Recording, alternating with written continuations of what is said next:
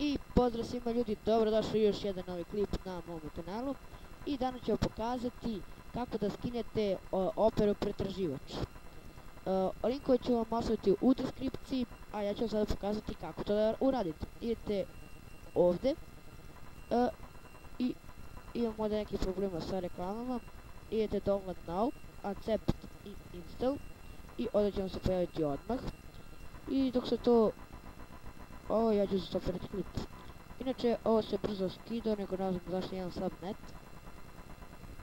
I evo ga, ljudi, meni se ovo skinuo, idemo pokreni. I kada se sve ovo pokrene, ono će odmah automatski početi da vam kao instalira u stvari ovo preuzimanje. Evo, ja ću da se očekam da se preuzme. Do tada ću stopirati klip ovdje. Ja se nadam da se dobro samo čuje. Evo vidite, došli smo do ovdje. Stvari ja ne bi instalirao ponovo. Pošto imam već Opera neću. Ali sad ću vam pokazati kako izgleda u stvari Opera. Ne, ovo sam to dogasio. Eto.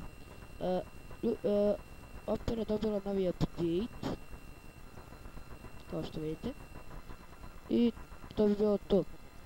Danas ste uživali, ako jeste, obavezno ostavite like, share i subscribe. Ljudi, mogli bi nekad da se zezamo na ovogu, mislim, nemam kameru, ali možda se dopišem da se nekad, da ih zezamo malo, da ih ovo, da ih ono. Kažete mi u komentaru, ja ću to početi da snimam i to. A to je bilo to. I mi se vidimo u nekom od narednih klipova. Pozdrav ljudi i obavezno ostavite subscribe, like, komentar i share. I